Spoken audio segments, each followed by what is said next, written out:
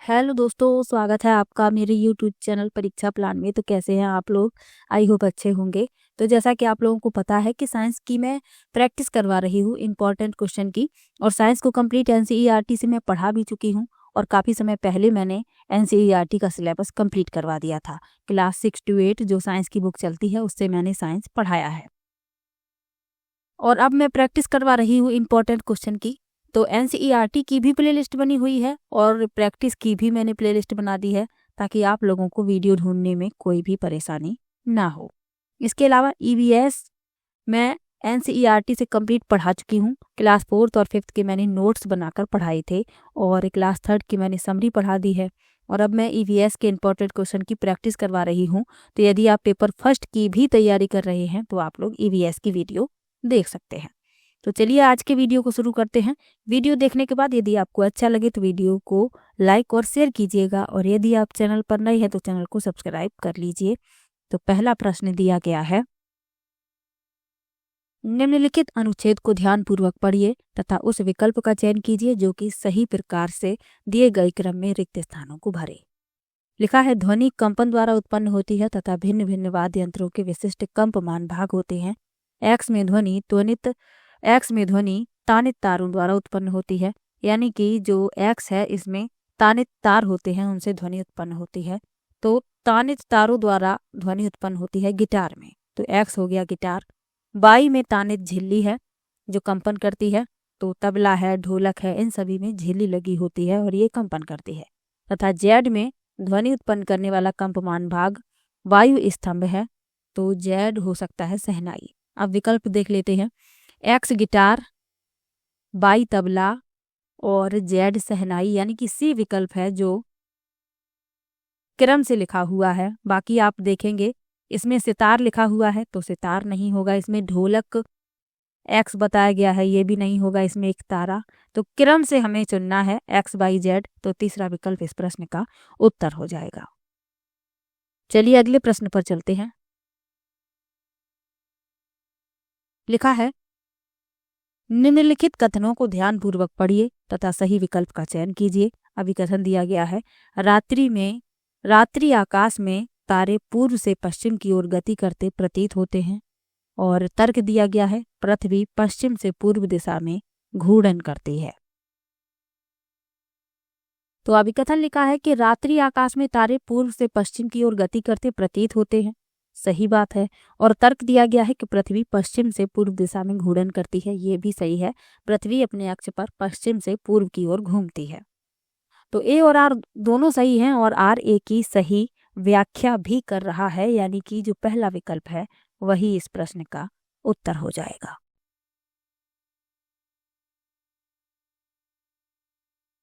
चलिए अगले प्रश्न पर चलते हैं।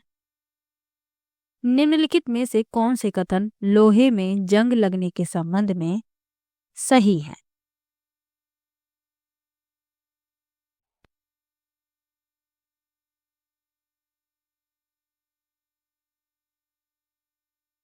पहला विकल्प लिखा है, यह लौह यानी लोहे और ऑक्सीजन के बीच रासायनिक अभिक्रिया को शामिल करता है।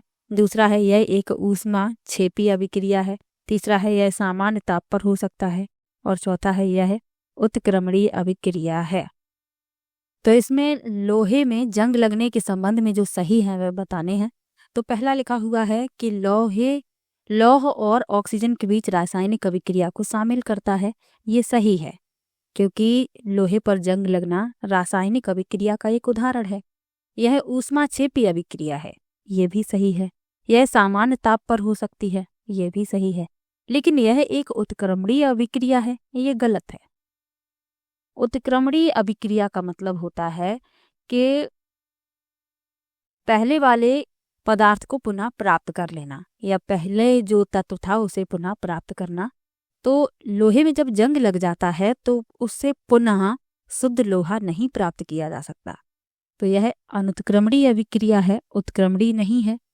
तो इसमें ए बी सी सही है, यानी कि चौथा विकल्प इस प्रश्न का उत्तर हो जाएगा। चलिए अगले प्रश्न पर चलते हैं। अगला प्रश्न दिया गया है, कॉलम ए में दिए गए पदार्थों का कॉलम बी में दिए गए उनके रासायनिक नामों के साथ सुमेल कीजिए, यानी हमें मिलान करना है, फिर जो विकल्प सही है वह बताना है। तो चलिए तो बुझा चूना होता है कैल्शियम हाइड्रोक्साइड, इसे मिला देंगे चौथे से। उसके बाद लिखा हुआ है सादा नमक, तो सादा नमक होता है सोडियम क्लोराइड, इसे छठवें से मिला देंगे।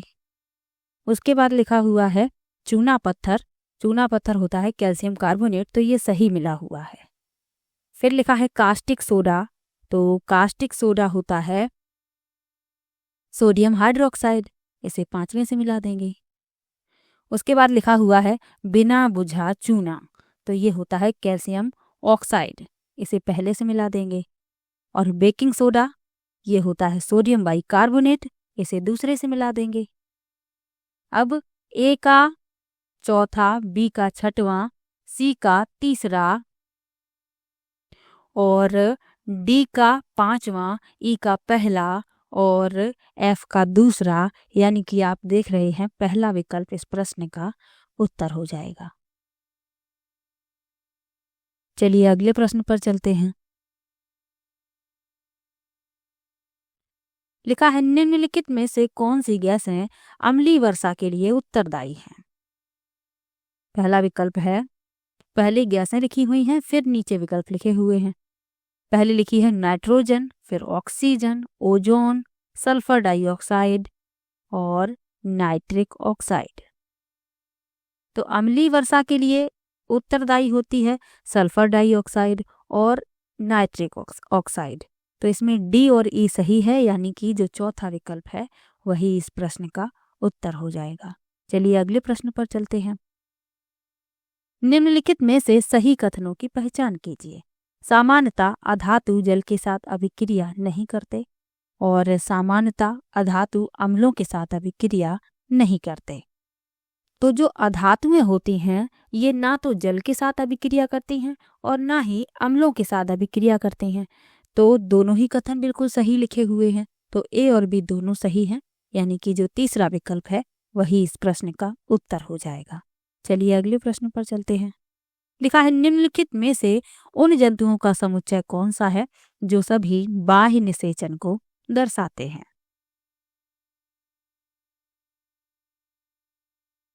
पहला विकल्प लिखा हुआ है मुर्गी, छिपकली, तितली।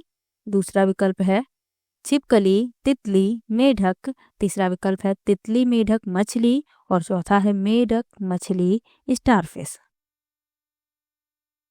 तो बाह्य निषेचन क्या होता है, सबसे पहले ये जान लीजिए।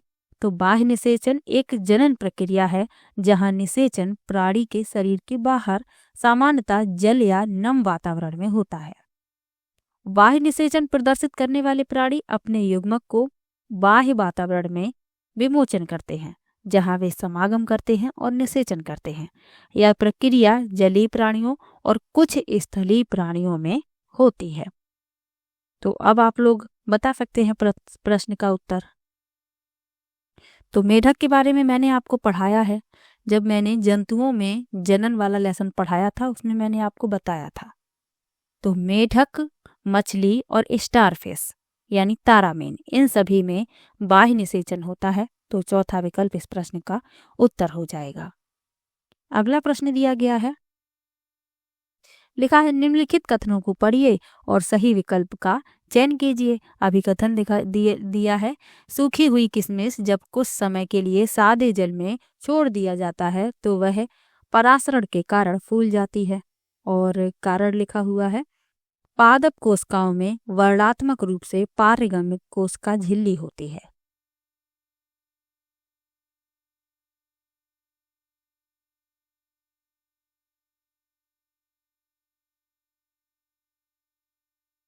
तो इसमें अभिकथन भी सही है और कारण भी सही है।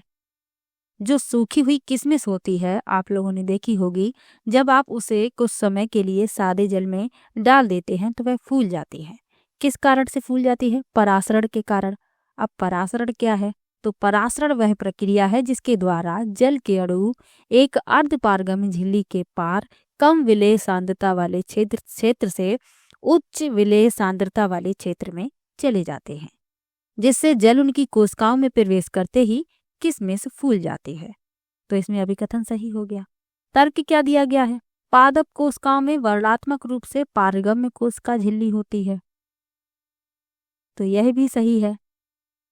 इसका तात्पर्य है कि कोशिका झिल्ली कुछ पदार्थों जैसे कि जल को प्रवेश करने की अनुमति देती है, जबकि उनके आकार और आवेश के आधार पर दूसरे के प्रवेश को प्रतिबंधित करती है। यानी कुछ पदार्थों को तो पार जाने की अनुमति देती है, लेकिन कुछ पदार्थों को नहीं देती।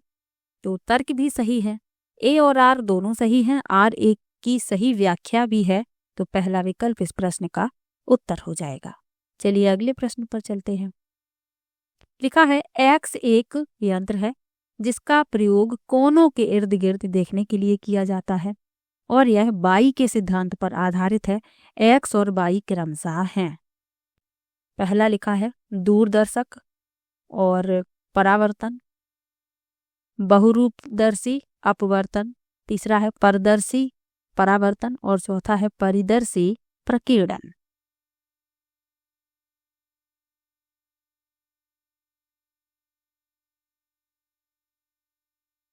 तो एक्स एक ऐसा यंत्र है जिसका प्रयोग कोनों के इर्द गिर्द देखने के लिए किया जाता है। तो एक्स हो गया परिदर्शी और यह बाई के सिद्धांत पर आधारित है।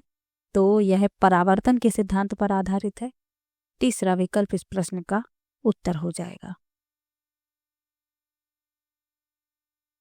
जो परिदर्शी होता है तो पारदर्शी का पनडुब्बियों में महत्वपूर्ण अनुप्रयोग होता है, जो उन्हें जल में डूबे रहने के दौरान जल के ऊपर प्रेक्षण करने की अनुमति देता है। और पारदर्शी में प्रयुक्त परावर्तन का सिद्धांत परावर्तन के नियम का पालन करता है, जो बताता है कि आपतन कोण परावर्तन कोण के बराबर होता है। तो तीसरा विकल्प इसमें सही है। चलिए अगले प्रश्न पर चलते हैं। लिखा है एक्स और वाई गाढ़े काले द्रव हैं जिनका प्रयोग सड़कों को पक्का करने में किया जाता है। एक्स पेट्रोलियम से व्युत्पन्न है तथा बाई कोयले से व्युत्पन्न है। निम्नलिखित में से कौन सा क्रमशः एक्स और बाई हो सकता है? पहला विकल्प लिखा है बिटुमेन कोल तार, दूसरा है कोल तार चारकोल, तीसरा है चारकोल बिटुमेन और चौथा है कोल तार बिटुमेन।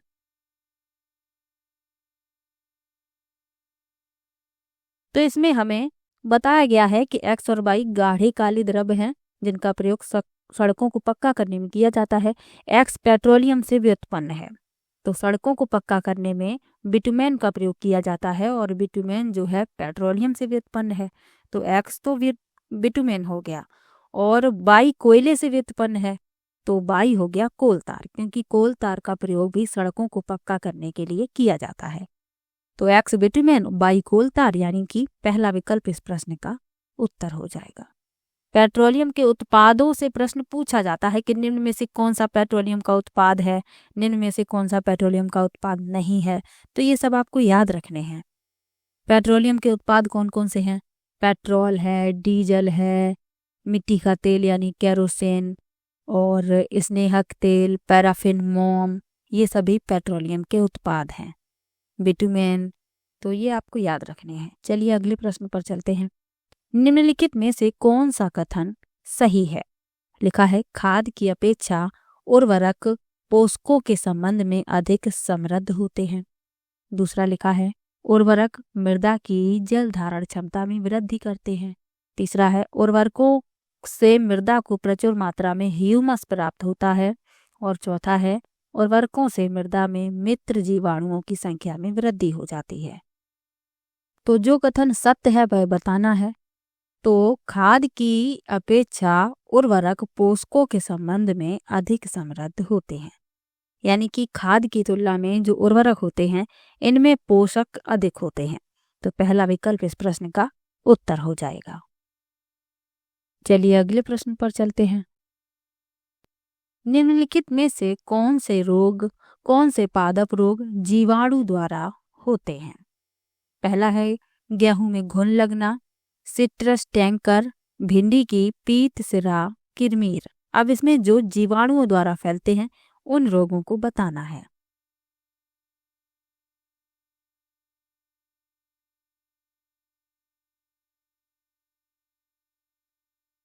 तो गेहूं में घुन लगना यानी गेहूं का कीट, तो ये जो है कवक से फैलने वाली बीमारी है। तो ये तो गलत है, इसमें जीवाणु द्वारा फैलने वाले पूछे गए हैं। सिट्रस टैंकर, तो ये जीवाणु द्वारा फैलने वाला रोग है।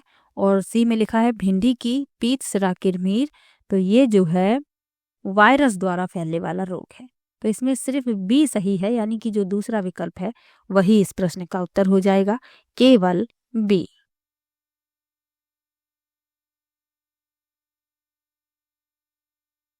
और जो सिट्रस टैंकर है ये संतरे, नींबू, मौसमी, ये खट्टे फल जो होते हैं इनको यह रोग प्रभावित करता है। तो बी विकल्प इसमें सही है। चलिए अगले प्रश्न पर चलते हैं। अगला प्रश्न दिया गया है, निम्नलिखित कथनों को पढ़िए तथा सही विकल्प का चयन कीजिए। कथन क्या लिखा है? आमाशय हाइड्रोक्लोरिक अम्ल उत्पन्न करता है जो भोजन के भंजन में सहायता करता है। और तर्क दिया गया है, पाचक रसों को क्रिया करने के लिए अम्लीय माध्यम की आवश्यकता होती है।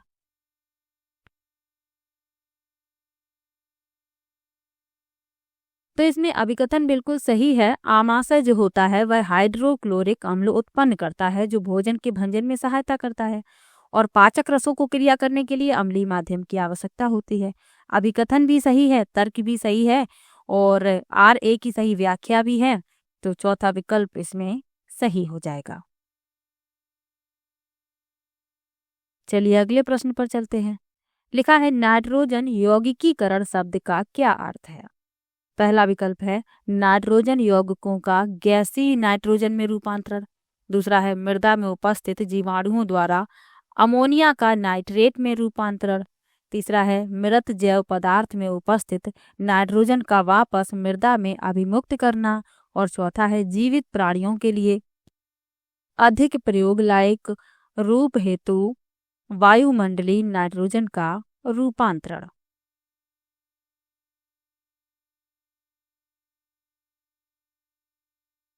तो वायुमंडल में नाइट्रोजन कितने प्रतिशत पाई जाती है? 78%। सबसे ज्यादा नाइट्रोजन गैस पाई जाती है।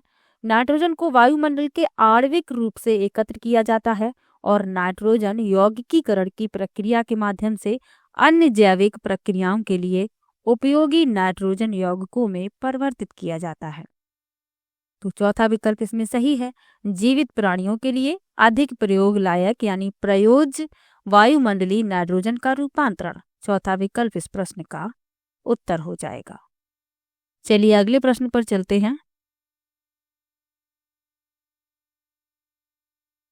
निम्नलिखित में से किस अवस्थिति में स्प्रिंग में न्यूनतम यानी कम से कम स्थितिज ऊर्जा होती है? पहला लिखा है स्प्रिंग को ना तो संपीड़ित किया गया है और ना ही खींचा गया है तथा वह भूमि पर पड़ा हुआ है। दूसरा है स्प्रिंग को न्यूनतम तक संपीड़ित किया जाता है तथा वह भूमि पर पड़ा हुआ है। तीसरा है स्प्रिंग को न्यूनतम तक संपीड़ित किया जाता है तथा वह ऊंचाई पर रखा गया है। और चौथा है स्प्रिंग को अधिकतम तक खींचा जाता है तथा उसे ऊंचाई पर रखा जाता है। तो पूछा गया है कि किस स्थिति में न्यूनतम स्थितिज ऊर्जा होगी यानी कम से कम स्थितिज ऊर्जा होगी। तो इसमें जो पहला विकल्प लिखा हुआ है कि स्प्रिंग को ना तो संपीड़ित यानी कि ना तो दबाया गया है और ना ही खींचा गया है, वह भूमि पर पड़ा हुआ है। तो इस स्थिति में सबसे कम स्थितिज ऊर्जा होगी। पहला विकल्प इस प्रश्न का उत्तर हो जाएगा।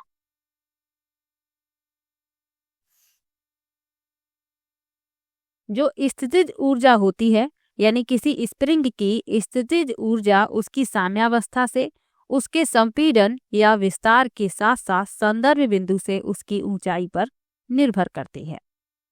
चलिए अगले प्रश्न पर चलते हैं। लिखा है उस समुच्चय की पहचान कीजिए जिसमें अनियततापी जीवों को समाविष्ट किया गया है। पहला है छिपकली, तोता, डॉल्फिन। दूसरा है कबूतर, मानव, छिपकली। तीसरा है सर्प, मेढक, कॉकरोच। और चौथा है व्हेल, मेढक, केंचुआ। तो सबसे पहले आपको ये जानना आवश्यक है कि अनियततापी जीव क्या होते हैं। तो अनियत तापी जीवों को बाह्य ऊष्मी जीव भी कहा जाता है। अनियत तापी जीव अपने शरीर के तापमान को नियंत्रित करने में असमर्थ होते हैं। वे अपने शरीर के तापमान को नियंत्रित करने के लिए ऊष्मा के बाह्य स्रोतों पर निर्भर होते हैं, यानी ये अपने शरीर का तापमान नियंत्रित नहीं कर सकते। अब इसमें कौन सा विकल्प सही है? तो सर्प, मेढक और कॉकरोच, ये तीनों ही अनियत तापी जीव हैं। इसके अलावा और कौन कौन से हैं? छिपकली है, केंचुआ है, ये भी अनियत तापी है। अब जिस विकल्प में छिपकली है, इसमें 2 विकल्प और गलत हैं, तो इसीलिए दूसरा विकल्प उत्तर नहीं है। पहले में 2 गलत हैं, इसीलिए पहला उत्तर नहीं है। तीसरे में तीनों ही अनियत तापी हैं, इसलिए तीसरा विकल्प उत्तर है। आपको याद रखना है अनियत तापी जीवों के बारे में। अब नियत तापी जीव क्या होते हैं उनके बारे में भी जान लीजिए। तो नियत तापी जीवों को ऊष्मा शोषी जीव भी कहते हैं। ये अपने शरीर के तापमान को आंतरिक रूप से नियंत्रित कर सकते हैं। प्रायः बाह्य वातावरण के निरपेक्ष अपेक्षाकृत स्थिर तापमान बनाए रखते हैं, जैसे तोता, डॉल्फिन, कबूतर, मानव, व्हेल, ये सभी नियत तापी जीव हैं। तो आपको याद रखना है। चलिए अगले प्रश्न पर चलते हैं। निम्नलिखित अनुच्छेद को पढ़िए तथा उस शब्द समूह वाले विकल्प का चयन कीजिए जो सही प्रकार से दिए गए क्रम में रिक्त स्थानों को भरे। लिखा है, निषेचन के समय पिता के शुक्राणु और माता के अंडाणु संलयित होकर डब्लू बनाते हैं, जो कि बारंबार विभाजित होकर कोशिकाओं के गोले में बदल जाता है। कोशिकाएं विभिन्न अंगों और ऊतकों में परिवर्तित होने लगती हैं। इस विकसित होती संरचना को एक्स कहते हैं, जो कि बाई की दीवार में रोपित हो जाता है। एक्स की वह अवस्था जिसमें सभी शारीरिक भागों की पहचान हो सके जेड कहलाता है। अब इसमें WXYZ क्या है ये बताना है। तो आपको मैंने जब जंतुओं में जनन वाला लेसन पढ़ाया था उसमें आपको बताया था। तो इसमें निषेचन के समय पिता के शुक्राणु और माता के अंडाणु संलयित होकर युग्मनज बनाते हैं, तो W हो गया युग्मनज, जो कि बारंबार विभाजित होकर कोशिकाओं के गोले में बदल जाता है। कोशिकाएं विभिन्न अंगों और ऊतकों में परिवर्तित होने लगती हैं। इस विकसित होती संरचना को भ्रूण कहते हैं, जो कि गर्भाशय की दीवार में रोपित हो जाता है। यानी बाई हो गया गर्भाशय, और एक्स की वह अवस्था जिसमें सभी शारीरिक भागों की पहचान हो सके, यानी भ्रूण की वह अवस्था जिसमें सभी शारीरिक भागों की पहचान हो सके, वह गर्भ कहलाता है। यानी जेड हो गया गर्भ। तो एक्स, W है युग्मनज, एक्स है भ्रूण, बाई है गर्भाशय और जेड है गर्भ। यानी कि आप दूसरा विकल्प देख रहे हैं, मैच हो रहा है, यही इस प्रश्न का उत्तर हो जाएगा। चलिए अगले प्रश्न पर चलते हैं।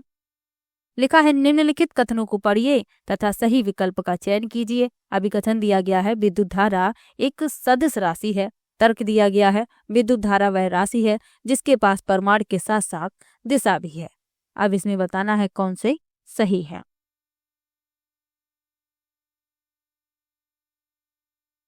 तो विद्युत धारा एक सदिश राशि है, ये गलत है। ए हो गया गलत। विद्युत धारा वह राशि है जिसके पास परिमाण के साथ साथ दिशा भी है, तो ये सही है। अब आप सोच रहे होंगे कि विद्युत धारा जब सदिश नहीं है तो इसके पास परिमाण के साथ साथ दिशा भी है, ये कैसे सही हो सकता है? तो चलिए आपको बताते हैं कि क्यों सही है ये। पहले तो 2 प्रकार की राशियां होती हैं, ये जान लीजिए, एक अदिश और एक सदिश। अदिश क्या होती हैं? वह भौतिक राशि जिसमें केवल परिमाण होता है, दिशा नहीं होती, वह कहलाती है अदिश।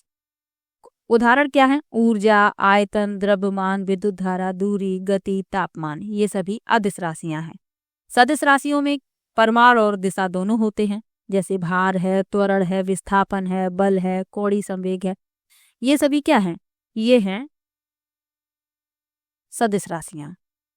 अब इसमें लिखा है कि विद्युत धारा सदिश राशि है, ये गलत है, क्योंकि यह जो विद्युत धारा होती है एक दिशीय होती है, यानी इसमें एक दिशा होती है। यह उच्च क्षमता वाले बिंदु से कम क्षमता वाले बिंदु की ओर बहती है, तो इसीलिए इसे अदिश माना जाता है। तो इसीलिए ये गलत है। और ये सही है।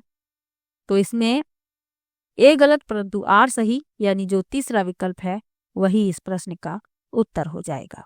चलिए अगले प्रश्न पर चलते हैं। अगला प्रश्न दिया गया है, निम्नलिखित में से किन कोशिका अंगकों में स्वयं का डीएनए अंतर्वेष्ट है?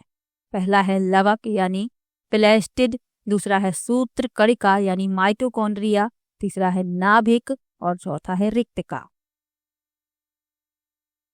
तो इसमें पूछा गया है कि किन कोशिका अंगकों में स्वयं का डीएनए अंतर्विष्ट होता है। तो स्वयं का डीएनए अंतर्विष्ट होता है लवक, माइटोकॉन्ड्रिया और न्यूक्लियस। ए बी सी इसमें सही है, यानी कि तीसरा विकल्प इस प्रश्न का उत्तर हो जाएगा। जो रिक्तिका होती है इनमें स्वयं का डीएनए अंतर्विष्ट नहीं होता है, ये आपको याद रखना है। रिक्तिकाएं झिल्लीबद्ध कोशिकांग हैं जो मुख्य रूप से पादप कोशिकाओं में भंडारण, अपशिष्ट निपटान और स्थिति दाब के अनुरक्षण में कार्य करते हैं, तो ये आपको याद रखना है। और जो माइटोकॉन्ड्रिया होता है इसे पावर हाउस ऑफ सेल कहा जाता है, ये आप याद रखिएगा। चलिए अगले प्रश्न पर चलते हैं।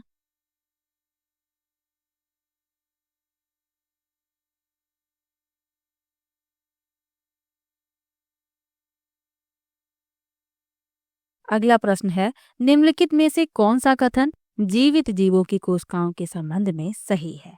पहला है सभी सूक्ष्मदर्शी होते हैं तथा इन्हें नग्न आंखों से नहीं देखा जा सकता, दूसरा है सभी की कोशिका भित्ति होती है, तीसरा है सभी की केंद्रीय झिल्ली होती है और चौथा है सभी की कोशिका झिल्ली होती है। अब इसमें सही विकल्प बताना है।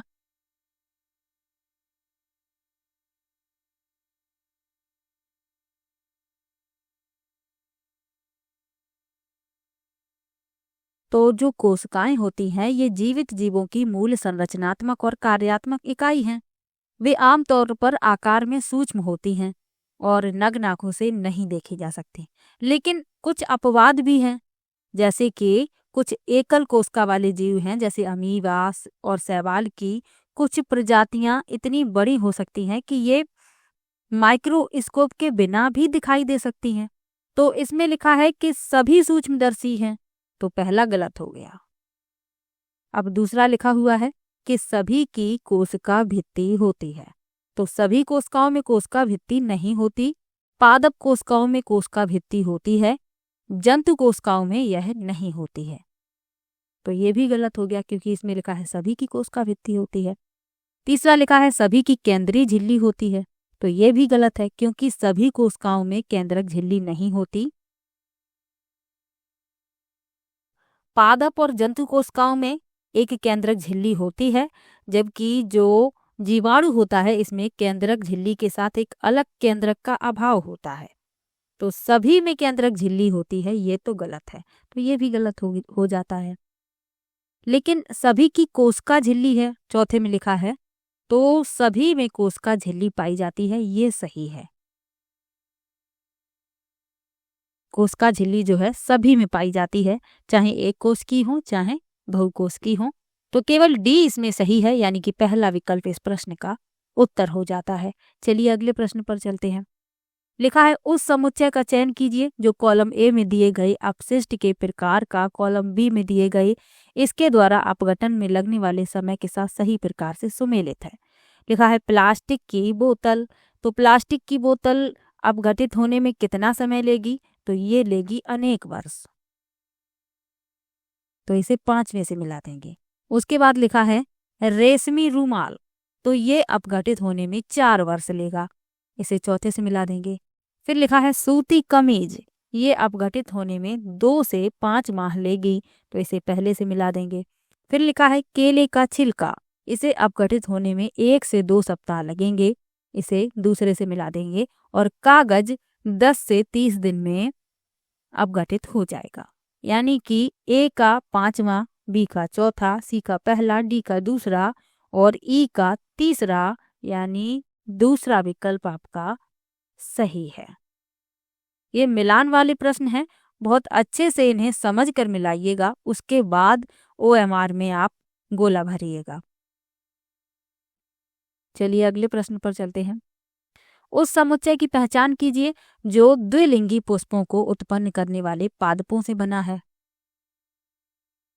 पहला है खीरा, पपीता, गुलाब, दूसरा है सरसों, गुलाब, पिटूनिया, तीसरा है मक्का, खीरा, पिटूनिया और चौथा है मक्का, पपीता, सरसों। तो पौधों में दो प्रकार के पुष्प होते हैं, एक लिंगी और द्विलिंगी। एक लिंगी पुष्प वे पुष्प होते हैं जिनमें अलग अलग पुष्पों में नर और मादा प्रजनन संरचनाएं होती हैं, और द्विलिंगी पुष्प वे पुष्प होते हैं जिनमें एक ही पुष्प में नर और मादा दोनों प्रजनन संरचनाएं होती हैं। अब इसमें पूछा गया है कि उस समुच्चय की पहचान कीजिए जो द्विलिंगी पुष्पों को उत्पन्न करने वाले पादपों से बना है। तो वह है दूसरा विकल्प, सरसों, गुलाब, पिटूनिया। सरसों के पौधे द्विलिंगी पुष्प उत्पन्न करते हैं, और गुलाब के पौधे भी, और पिटूनिया के पौधे भी। तो दूसरा विकल्प इसमें सही हो जाता है। खीरा जो होता है ये एक लिंगी पुष्प उत्पन्न करता है, खीरा का जो पौधा होता है, और जो मक्का होता है, मक्का भी एक लिंगी पुष्प उत्पन्न करता है, और पपीता भी। तो इसीलिए ये विकल्प उत्तर नहीं होंगे, दूसरा सही है। चलिए अगले प्रश्न पर चलते हैं। चींटी के दंश में निम्नलिखित में से कौन सा अम्ल होता है? पहला विकल्प है एस्कॉर्बिक अम्ल, दूसरा है फार्मिक अम्ल, तीसरा है ऑक्जेलिक अम्ल और चौथा है एसिटिक अम्ल।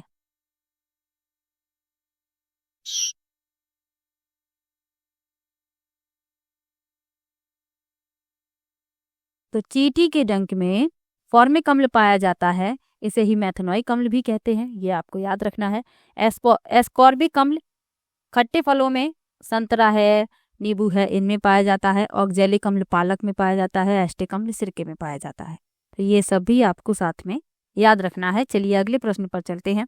निम्नलिखित में से कौन से पदार्थ माचिस के निघर्षण पृष्ठ पर विद्यमान होते हैं? पहला लिखा है कांच का चूड़ और लाल फास्फोरस, दूसरा है श्वेत फास्फोरस और कांच का चूड़, तीसरा है लाल फास्फोरस और मैग्नीशियम और चौथा है पोटेशियम और श्वेत फास्फोरस। तो माचिस के निघर्षण पृष्ठ पर विद्यमान होते हैं कांच का चूड़ और लाल फास्फोरस। पहला विकल्प इसमें सही हो जाएगा। चलिए अगले प्रश्न पर चलते हैं। लिखा है ए और बी अपने हार्मोन तब स्रावित करते हैं जब उन्हें ग्रंथि सी से आदेश प्राप्त होता है। निम्नलिखित में से कौन सा ए, बी और सी हो सकता है? पहला है अग्नाशय, अधिवृक्क, थायराइड, दूसरा है थायराइड, अधिवृक्क, पीयूष, तीसरा है वृषण, अंडाशय, थायराइड और चौथा है पीयूष, अग्नाशय, थायराइड। तो इसमें लिखा है कि ए और बी अपने हार्मोन तब स्रावित करते हैं जब उन्हें ग्रंथि सी से आदेश प्राप्त होता है। तो जो सी है वह है पीयूष ग्रंथि, क्योंकि इसी के आदेश पर अन्य हार्मोन स्रावित होते हैं। तो थायराइड और अधिवृक्क, ए होगा थायराइड, बी होगा अधिवृक्क और सी होगा पीयूष, यानी कि जो दूसरा विकल्प है वही इस प्रश्न का उत्तर है।